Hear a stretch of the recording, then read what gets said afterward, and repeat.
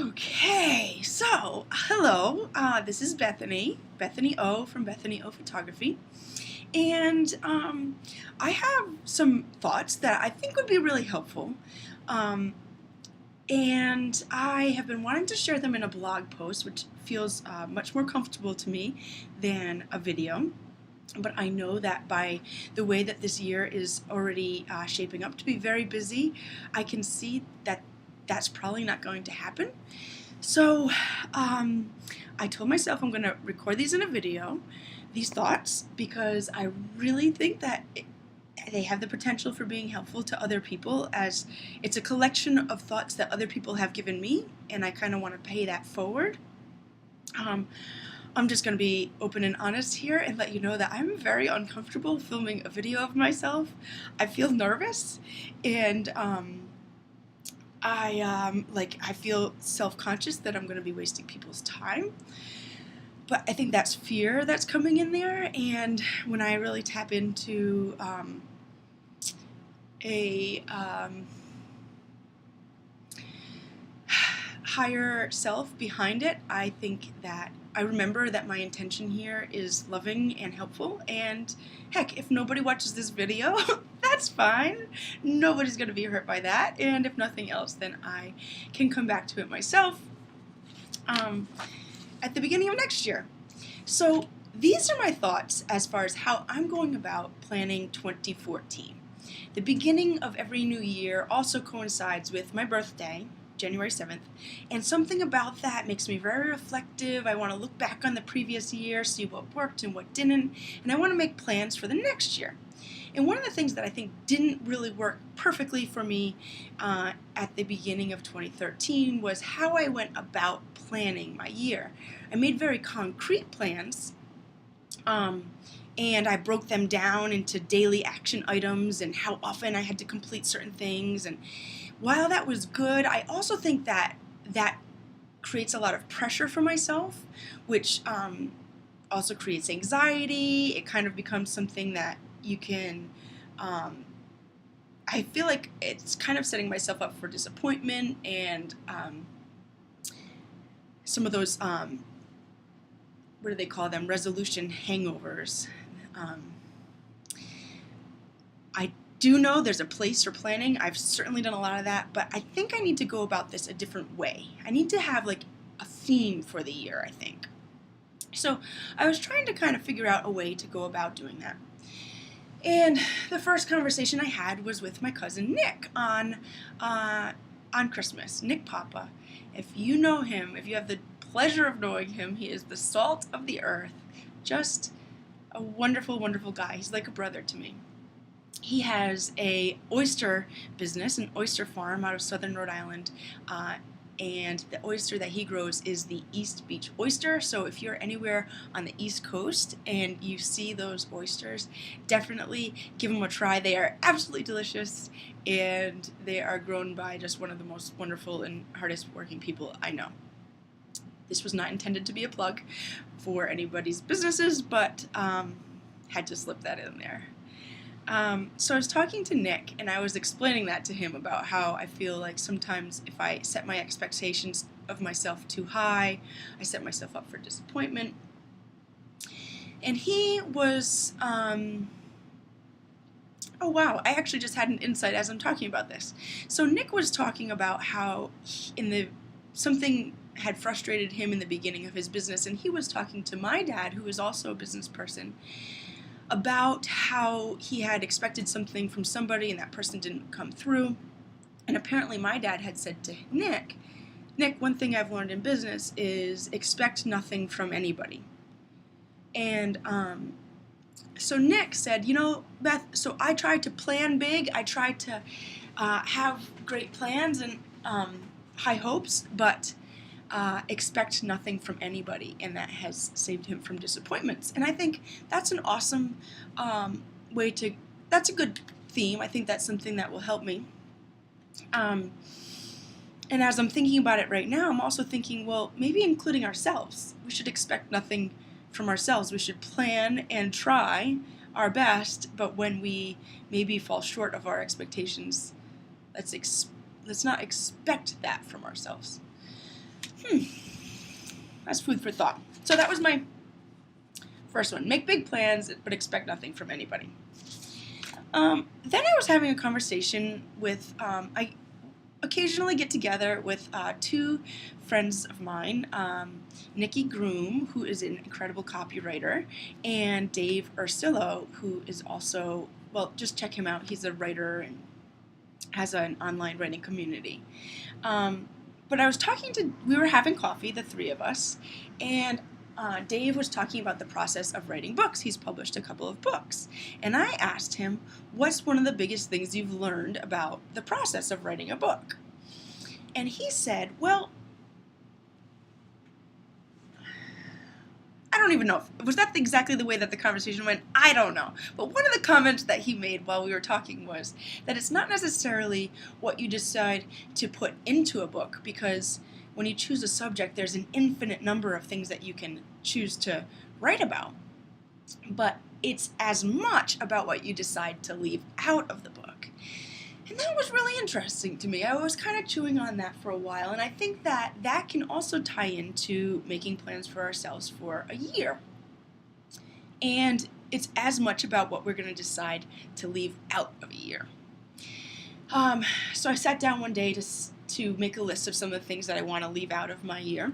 One of the first things that came to me is kind of mindlessly getting lost surfing Facebook. Just because I know that when I go on Facebook, I don't come away with a good feeling. I usually come away with a sinking feeling in my stomach. Maybe I can figure out a way around that. For my business's sake, I have to figure out a healthier way around that. But that's a tangent. One of the other things that I came up with as something that I definitely want to try to leave out of my year is fear. I've heard it said that there are two emotions in life, two basic emotions. Every emotion that you feel is derived from one of these two. And the two are either love or fear. So, as I go about my year, I want to try to leave fear out. That's one of the things that I want to leave out in my year. So, I don't know if you can see that because I've blocked my own screen, but it's not what you decide to leave in, but what you decide to leave out. So that's another thing to think about in planning a year. Then I was having a great conversation with another friend of mine, Jacob Sokol. And if you read my blog, you've also seen, you know a little bit about my friendship with him. I've got a great interview with him on my blog. Actually, look it up. It's a good one. It's a really, really good one. One of my favorite ones I've ever done. And it was really scary to publish it because it's a very vulnerable conversation. But I was talking to Jacob about how he was going about his planning for the new year, and we were both at a place, it was like New Year's Eve or New Year's Day, or I don't know. And we were both in a place where we hadn't really come up with an entire plan on how we were going to go about planning our year. And I asked Jacob, well, Jacob, say we were sitting here having this conversation on the phone a year from now. And if this is New Year's Day of 2015 and you're looking back on 2014, then what would you be most proud of from 2014? And he said, yeah, I kind of think about that sometimes. Jacob always, like, if I think I'm saying something really wise, he usually has heard this question before, pondered it first, which is wonderful, and that he inspires me. But so he said, yeah, I've thought about that. The word pride doesn't really speak to me a lot because I think pride is something that stems from ego, and I don't want ego to be my primary driver. So I thought that was a good point and worth sharing here. But I was like, all right, Jacob, potato, whatever you think about pride and ego, that's fine, but I still want you to answer my question. And he said, okay, well, I'll go about it and think about what do I think would make me feel really fulfilled as opposed to proud. And he said, I want to try to incorporate more moments into my life where I feel chills or teary eyes and tingly. And of course, this really excited me. I've actually written about my thoughts on chills and teary eyes in the past. In my opinion, when we have like a physical response, like chills and teary eyes, I think that's a sign of truth. It's something that I try to elicit when I create a photograph. So of course, this got my attention. I was really excited about what Jacob was saying here, and I even considered adapting this or adopting it as my own mantra, or the way that I was going to go about planning my year. But then I thought, nah, you know what, I can't, that's not authentic. I can't just steal somebody else's thoughts. But I do think that's another question that's definitely worth chewing on, is what would give you chills or teary eyes? How can you incorporate those more of those moments into your life? I asked Jacob how he's going to go about that. He's still unsure as well, or he was as of that conversation. But he said, I think it has something to do with more one-on-one interaction with people in person, as opposed to lots and lots of online interaction, which is something that I think many of us small business people are falling into. I know I certainly spend a lot of time behind my computer. So, okay, thinking about that. All right, one-on-one interaction. Okay, then I read a blog post by, I'm 99% certain her name is Susanna Conway. I just recently started following her. She is also a photographer and someone who writes and thinks a lot about some of these same ideas that I try to share, thoughts on life. And she had said that she tries to come up with one word or phrase to be sort of her inspiration for a year. And I think she gave the example of, I think open was a word that had been kind of her guidance for the previous year. She was going to try to be open. And I think this year she may have chosen something like, I think she chose miracles. So I like that. I thought, you know what, this is getting closer to what I'm trying to do here. It's a little bit less of the concrete goal setting that is important, but I don't want that to dictate the entire way that I plan my year. And I like this. Like, I wonder how I could come up with one word or a phrase. Bam. Bam. There's another thought for you. One word or phrase to go about planning my year.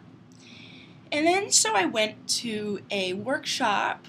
All right, maybe this is not all in order, because the workshop was also on New Year's Day. So I may be remembering all of this out of order, but it doesn't matter. It doesn't matter. This is all, hopefully, still helpful.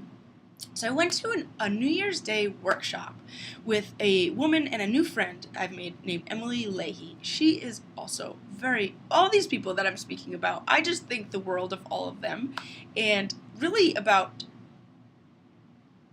I think the world of a lot of people. So you may be one of those people that I also think the world of. You who's watching this right now, you probably are, because if you've gotten this far in the video, you probably know me.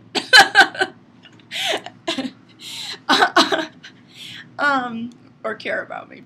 Not sure I meant to say that, but here we are. So I went to this workshop on New Year's Day with Emily Leahy at her, she has a new yoga studio actually in Providence called The Space.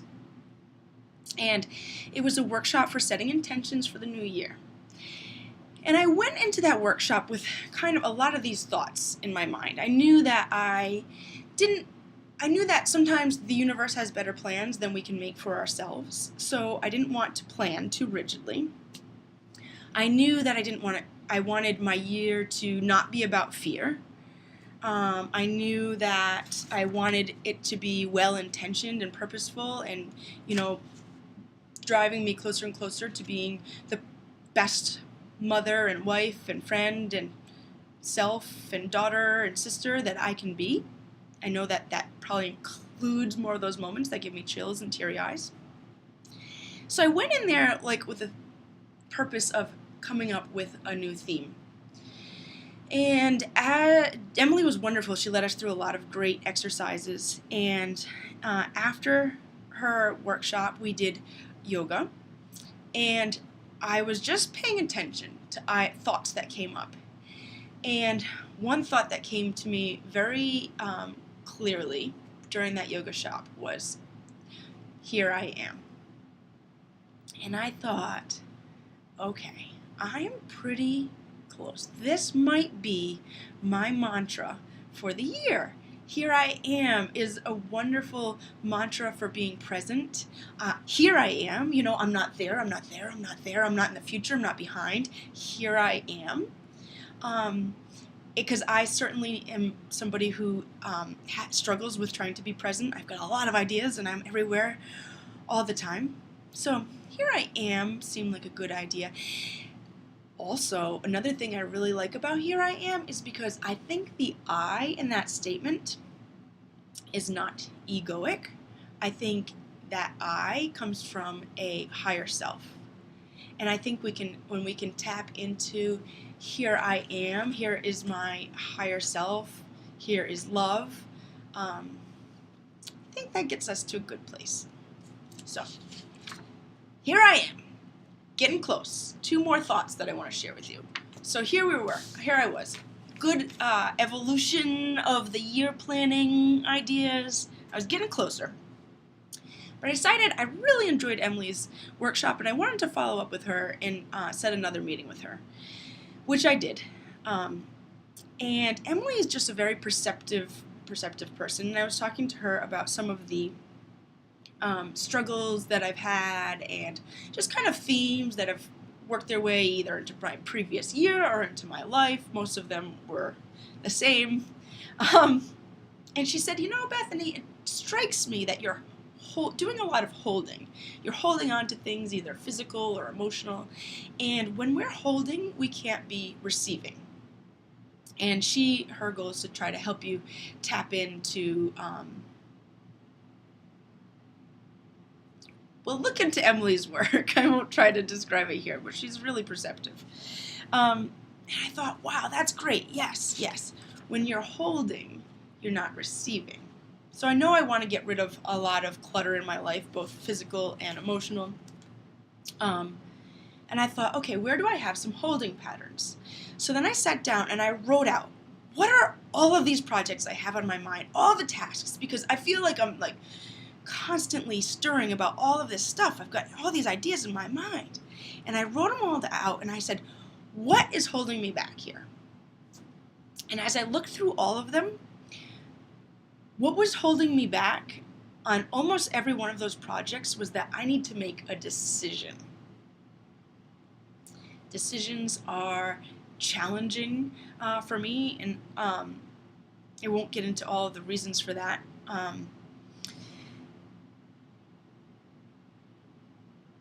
See, this is me trying to not get into all the reasons. But here I was. Here I am. Here I was at this point where I realized, okay, all of these things, I just need to make a decision.